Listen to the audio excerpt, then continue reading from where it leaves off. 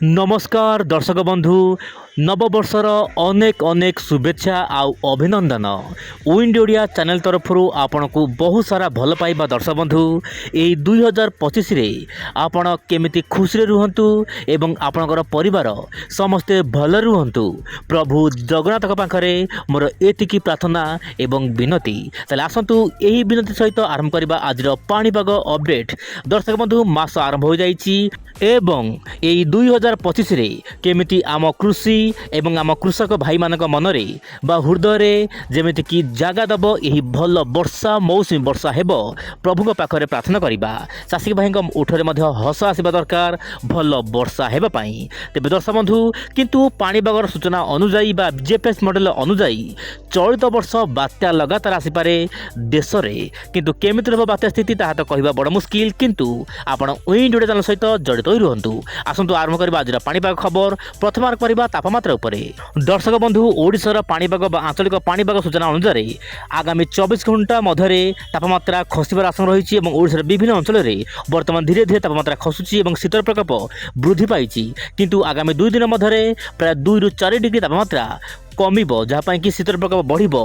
गोटे पटे तापमात्रा कमिबा सहित शीत बढ़िबा समय आपनकर 3टी जिला को पाणीपाग तरफ येलो अलर्ट रही। दर्शक बंधु वर्षा पाई नुहे कुहुड़ी पाई आपनकर कोरापुट ता सहित आपनकर जेमिति रहुची कंधमाल अनुगुल यही सब जिलार स्थाने स्थाने प्रबल मात्रा रे कुहुड़ी हबो। ते सेति दर्शक बंधु आपण जेतेबेले सकाळु समय जेतेबेले पदा को बाहरछंती सामान्य सतर्क रुहंतु। तेबे दर्शक बंधु वर्तमान देखिबा वायुर चालन कोन रहिछि। मु मोबाइल को सामान्य स्क्रोल डाउन करबी। मु वर्तमान जो तथ्य देबी आपण सामान्य आश्चर्य होई परिबे आपण मिछ भी भाबी परिबे कारण दर्शक बंधु जीपीएस मॉडल वर्तमान बहु मात्रा रे खेल खेलुछि। जीपीएस मॉडल बड़ अपडेट अनुसार बंगोपसागर सृष्टि हो पारे जनवरी मासरे 2025 रे बड़ लघुचाप। दर्शक बंधु मास वर्ष आरंभ जीपीएस मॉडल गोटे चकित कला भली समस्या बा परिस्थिति सृष्टि करने जाउछि।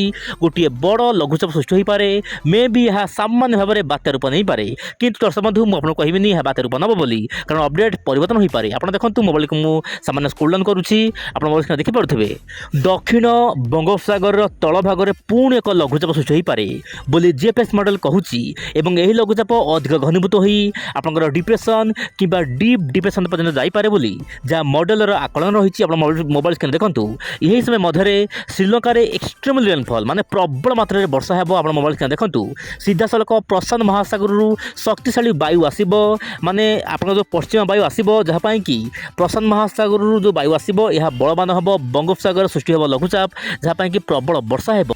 तेबे दर्शक बंधु मुझे आपको सरल उपाय कहूँ चाहिए आपणकर जनवरी 10 ରୁ 15 तारिख मध्य गोटे लघुचाप केन्द्र बंगोपसागर सृष्टि हेब। प्रथम यह दक्षिण दिग गति कर यह उत्तर उत्तर पश्चिम दिग गति कर जदि यह उत्तर पश्चिम दिग गति करुच्ची पुणी थे ओडिशा रे वर्षा बढ़ीज। दर्शक बंधु आप मोबाइल देखूँ आपणकर सुमात्रा द्वीप बा इंडोनेशिया आड़ू पुणी एक घूर्णिबली आसब जहाँकि दक्षिण बंगोपसागर में सृष्टि हेब लघुचाप। यह समय मध्य उत्तर पूर्व राज्य गुड़िक प्रबल वर्षा हेब। आसाम मणिपुर सिक्किम यही सब राज्य मानक हल्का मध्यम वर्षा हेब।